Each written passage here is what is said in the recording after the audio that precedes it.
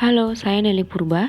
Kali ini akan menjelaskan tentang mind mapping akuntabilitas dan nasionalisme dengan pengampu materi Dr. Haji Dumasari Harahap SH MSI yang diselenggarakan oleh BPSDM Sumatera Utara dan LPP Agro Nusantara Wilayah Medan. Apa itu akuntabilitas? Akuntabilitas merupakan kewajiban pertanggungjawaban yang harus dicapai. Berikut merupakan mind mapping dari akuntabilitas di mana dibagi menjadi 4 bagian besar. Yang pertama adalah konsep akuntabilitas, kedua mekanisme akuntabilitas, ketiga ASN akuntabel, dan keempat akuntabilitas dalam konteks. Yang pertama adalah konsep akuntabilitas. Ada 3, yang pertama akuntabilitas publik, kemudian aspek-aspeknya, dan tingkat akuntabilitas. Akuntabilitas publik ada 2 jenisnya, yaitu akuntabilitas vertikal dan akuntabilitas horizontal. Aspek-aspeknya meliputi relationship, result oriented, reporting, konsekuensi, dan perbaikan kinerja. Sedangkan untuk tingkatan akuntabilitas itu ada 5, dengan lingkup terkecil adalah akuntabilitas personal, diikuti individu, kelompok, organisasi, dan akuntabilitas stakeholder.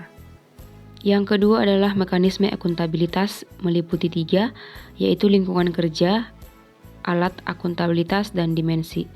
Dalam lingkungan kerja diharapkan mempunyai kepemimpinan, kepercayaan, kejelasan, responsibilitas, integritas, transparansi, keseimbangan, dan konsistensi.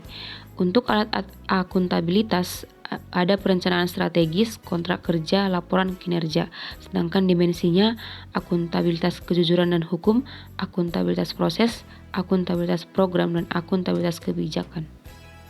Yang ketiga adalah ASN yang akuntabel. Ada 3, asas penyelenggaraan, prinsip profesi ASN, dan perilaku ASN.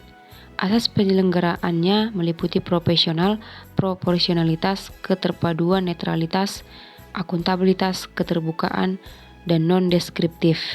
Kemudian prinsip profesi ASN meliputi nilai dasar, kode etik dan perilaku, komitmen dan tanggung jawab, jaminan perlindungan hukum dan profesionalitas jabatan. Untuk perilaku ASN harus sesuai dengan kode etik, perilaku terkait transparansi, perilaku tidak curang dan korupsi.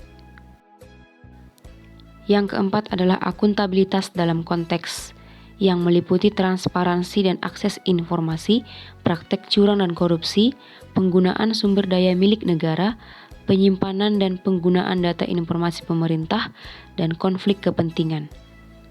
Selanjutnya adalah nasionalisme. Apa itu nasionalisme? Nasionalisme merupakan pemahaman akan kecintaan terhadap tanah air tanpa membedakan suku, agama, dan ras. Berikut merupakan mind mapping dari nasionalisme. Yang pertama adalah nilai-nilai nasionalisme yang meliputi transparansi dan akses informasi, praktek curang dan korupsi, penggunaan sumber daya milik negara, dan lain sebagainya.